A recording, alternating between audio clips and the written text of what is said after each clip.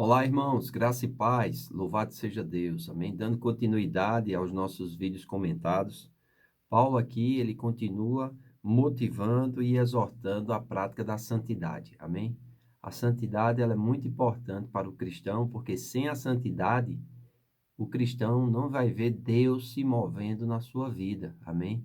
Vai viver uma vida como uma pessoa do mundo, como uma pessoa qualquer. E é muito importante nós entendermos isso, para que nós possamos buscar a santificação através da renovação da nossa mente, amém? E por que buscar essa santificação? Porque ela traz um galardão, amém? Nós fomos criados para o louvor da glória de Deus. E nós só podemos manifestar esse louvor da glória de Deus através da santificação. Amém? Então, no capítulo 4, no versículo 1, Paulo vai começar a finalizar a sua carta. E ele diz: Finalmente, irmãos, nós vos rogamos e exortamos no Senhor Jesus Cristo, que como de nós recebestes, quanto à maneira por que deveis viver e agradar a Deus, e efetivamente estáis fazendo, continueis progredindo cada vez mais. Amém? Então, a santidade, ela é algo que nós ganhamos com o novo nascimento, porque Cristo é a nossa santificação, mas através de uma renovação da mente, nós vamos praticando cada vez mais essa santificação. O que é santificar-se? É se separar para o uso do Senhor, amém? É se separar realmente dos costumes, da maneira de viver, da maneira de falar, de como nós vivíamos anteriormente. Nós temos agora que nos revestir do novo homem, que é criado segundo Deus em verdadeira justiça e santidade procedentes da verdade. Amém? Então não podemos viver uma vida qualquer. Temos que viver uma vida santa. Amém? Versículo 2: Porque estáis inteirados de quantas instruções vos demos da parte do Senhor Jesus Cristo. Pois esta é a vontade de Deus, a vossa santificação, que vos abstenhais das relações sexuais ilícitas ou da prostituição, que cada um de vós saiba possuir o seu próprio corpo em santificação e honra, não com o desejo de lascívia, como os gentios que não conhecem a Deus. E que nesta matéria ninguém ofenda nem defraude ao seu irmão, porque o Senhor contra estas coisas é vingador, como antes vos avisamos e testificamos claramente.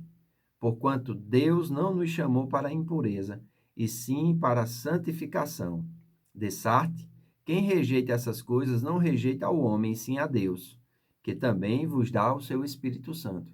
Então, quem rejeita uma vida santa, não está rejeitando ao homem, a instrução do homem, mas está rejeitando ao próprio Deus, porque quando nós nascemos de novo, o Espírito Santo foi nos dado.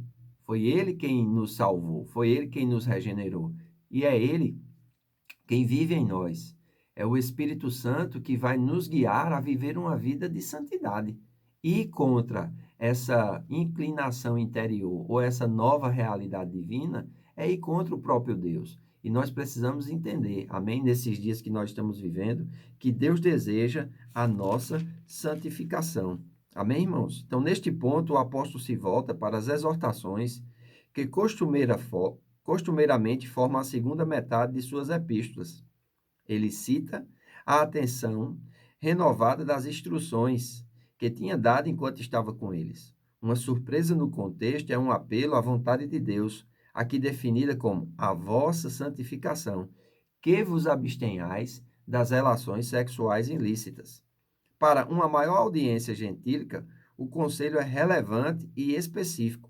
Um eco dessa definição altamente prática de santificação ocorre na oração final para toda a santificação, incluindo o corpo. Amém? Nós vamos ver isso lá em 1 Tessalonicenses 5:23, onde o apóstolo Paulo diz que e o nosso Deus de paz vos santifique completamente, e o vosso espírito, alma e corpo sejam conservados irrepreensíveis na vinda de nosso Senhor Jesus Cristo. Então, essa santificação não envolve somente o espírito, mas como também a alma, como também o corpo, nos abstendo das relações sexuais ilícitas. Amém? No versículo 9, ele vai nos exortar à prática do amor fraternal. Ele diz: no tocante ao amor fraternal, não há necessidade de que eu vos escreva, porquanto vós mesmos estáis por Deus instruídos que deveis amar-vos uns aos outros. Irmãos, essa instrução do amor, esse é o mandamento de Cristo. Esta é a lei de Cristo.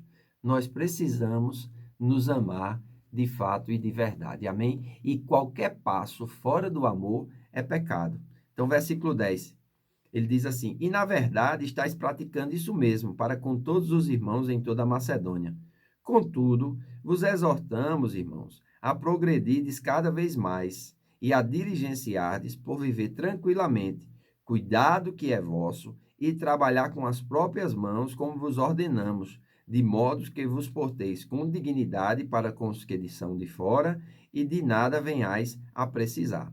Então é muito importante nós entendermos isso, amém? Numa eminente confusão teológica de que a ressurreição já havia acontecido, que os mortos de Cristo estavam perdidos, esses irmãos estavam vivendo uma vida, mesmo amorosa, mas era uma coisa exagerada em não trabalhar, em viver de casa em casa. Então o apóstolo Paulo, ele manda progredir nesse amor e cada um carregar a sua própria carga, trabalhar com as próprias mãos, para que tenha, vamos dizer assim, para si mesmo e para ajudar aqueles que não têm. Amém? Agora ele vai entrar numa situação interessante, que é a situação dos mortos. Amém? Ele chama os que dormem. Referem aos tessalonicenses que morreram, tanto desde que Paulo os tinha deixado, como outros. Surgiu uma confusão sobre como os mortos poderiam se beneficiar com a volta de Cristo. A resposta de Paulo é direta. Eles deverão ressuscitar primeiro, e os vivos os acompanharão. Amém? A partir do versículo 13, ele diz assim: principalmente nesses dias que nós estamos vivendo de pandemia. Amém? Não quero, porém, irmãos, que sejais ignorantes com respeito aos que dormem, aqueles que morreram, para que não vos entristeçais como os demais, que não têm esperança. Pois se cremos que Jesus morreu e ressuscitou, assim também Deus, mediante Jesus, trará em sua companhia aqueles que morreram. Ora, ainda vos declaramos por palavra do Senhor isto: nós, os vivos, os que ficarmos até a vinda do Senhor, de modo algum precederemos os que dormem. Porquanto o Senhor mesmo, dada a sua palavra de ordem, ouvida a voz do arcanjo e ressoada a trombeta de Deus, descerá dos céus, e os mortos em Cristo ressuscitarão primeiro. Depois nós, os vivos, os que ficarmos, seremos arrebatados juntamente com ele entre as nuvens, para o encontro com o Senhor nos ares. E assim estaremos para sempre com o Senhor. Versículo 18. Consolai-vos, pois, a uns outros com estas palavras. Então, Paulo está dizendo aqui que haverá um momento que o Senhor descerá, os mortos em Cristo ressuscitarão e nós, os vivos, seremos arrebatados a encontrar o Senhor nos ares. Essa ainda não é a segunda vinda de Cristo. Amém? Mas esta aqui, Paulo está falando exatamente a respeito do arrebatamento da igreja. Amém? Essa palavra arrebatados é rapdazo, significa capturar, agarrar, apanhar, pegar à força. A palavra descreve a ação do Espírito Santo ao transferir Filipe de um lugar para o outro. É semelhante a transladar. Porém, Paulo aqui, quando se trata de falar de ser arrebatados, ele está falando no que diz respeito ao paraíso. Amém? Como ele foi também em 2 Coríntios, capítulo 12, versículos 2 e 4, que ele diz que conhece um homem que foi levado até o terceiro céu. Ele diz que no corpo não sabe, se fora do corpo não sabe, mas ele diz que ouviu palavras inefáveis, a quais não é lícitas proferir aos homens. Então, Paulo foi trazendo, né, a revelação do que ele viu e do que ele recebeu do próprio Senhor Jesus paulatinamente. E essa daqui é a palavra do Senhor.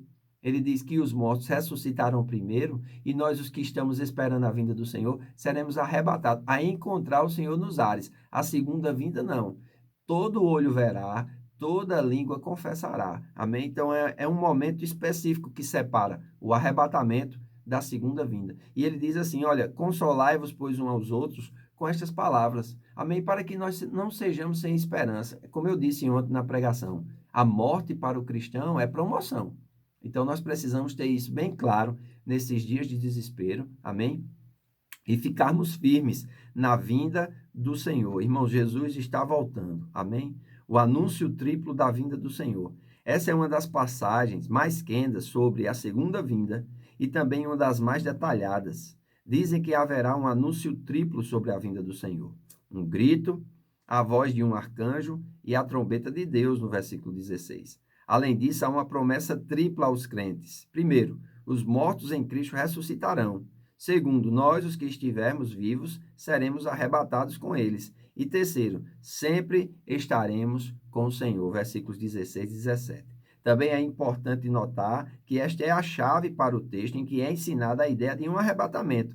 A ideia dos santos sendo arrebatados e unidos na segunda vinda do Senhor é claramente exposta aqui e em Mateus 24, do 30 ao 31. A esperança de sua vinda deve ser uma fonte de conforto para nós, que os esperamos. Versículo 18.